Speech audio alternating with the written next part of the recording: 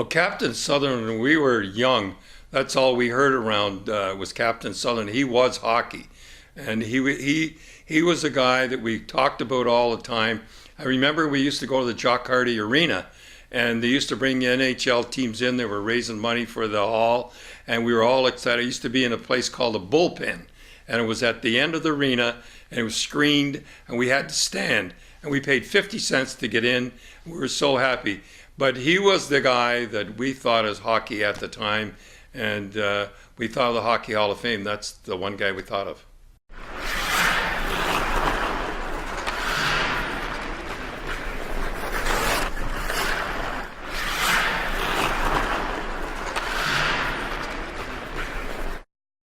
Well, it wasn't me, it was my dad. I knew him, and I met him, and he was a aristocratic, big, tall.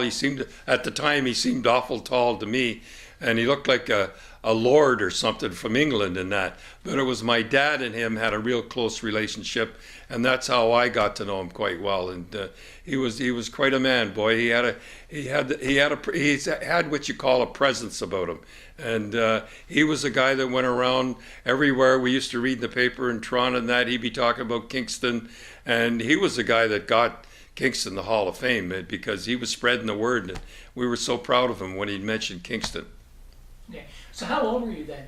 Well, I would have been, I would say about 10 years old, 11 years old at the time. And I remember going to, like I said, going to Jock Hardy Arena. That was the focal point of Kingston at the time. Queen's University owned it and everything, but that's where we all met. Okay, so I can see that you'd be looking up to this guy.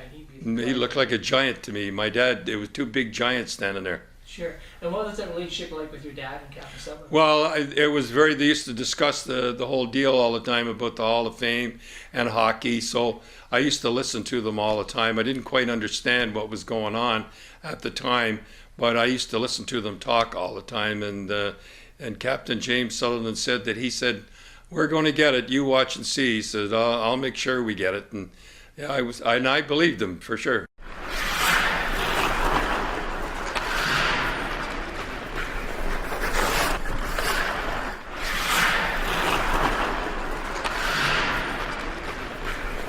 Well, he was the guy, and if we hadn't had to be truthful, we would have never had a chance.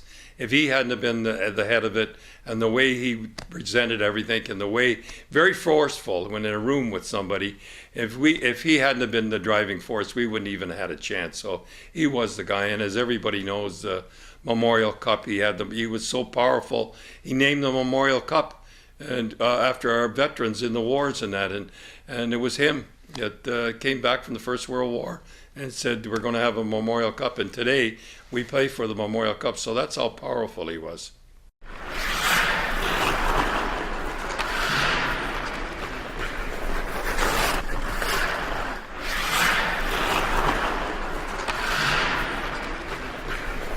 Well, it was very special. It wasn't far from, they opened it up I think about a block from where I lived. So it was very, very, and I thought of Captain Sutherland and I thought, wouldn't it have been nice, and he wasn't there, and wouldn't I thought of all the guys not to be here as him, and how proud he would have been for the opening. So it was very special, especially it was near my home too, at 518 Albert Street.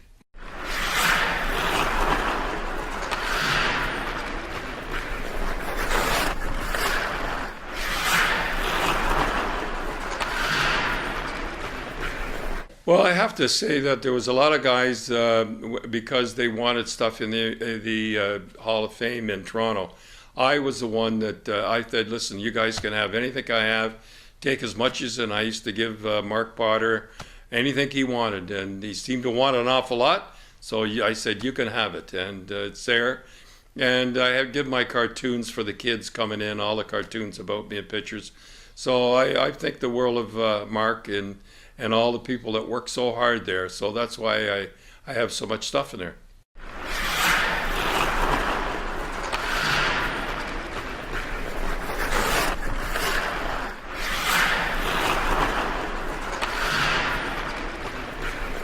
Well, I think it's very important. Unfortunately, I have to be truthful. I don't think it's in a very good spot. And it's tough to get to People don't know it's there. But if we could ever get this one, the original one, Hall of Fame, as I call it, down at downtown, I think it's going to be immensely successful. The other one is good, and and God love them, they work there, but it's at a tough spot to get to, and people don't know it's there. That was one of the problems.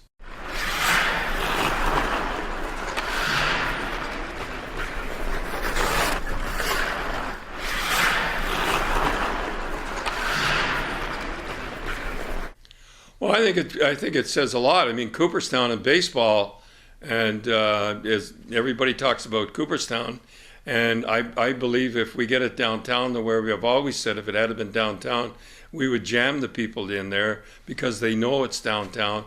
They park downtown. There's all the restaurants are downtown. It'll mean an awful lot to Kingston, and you watch. We'll get good publicity out of it. I hope the city gets behind it and gives us a hand, and it'll. You watch how it'll grow.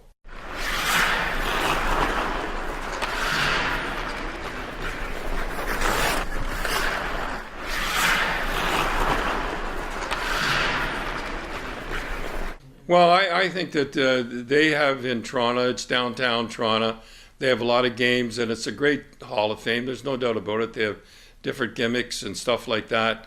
I think the one that we show will be for people that'll have older pictures, they'll have new pictures. It'll be like nostalgia as far as I'm concerned. And if they do as good job as looks like they're going to do down there, I think it'll be really, really popular. I think a lot of hockey people will drop in there and they'll be really surprised how great it is. And I'm glad they named it the original Hockey Hall of Fame, because that's what it is.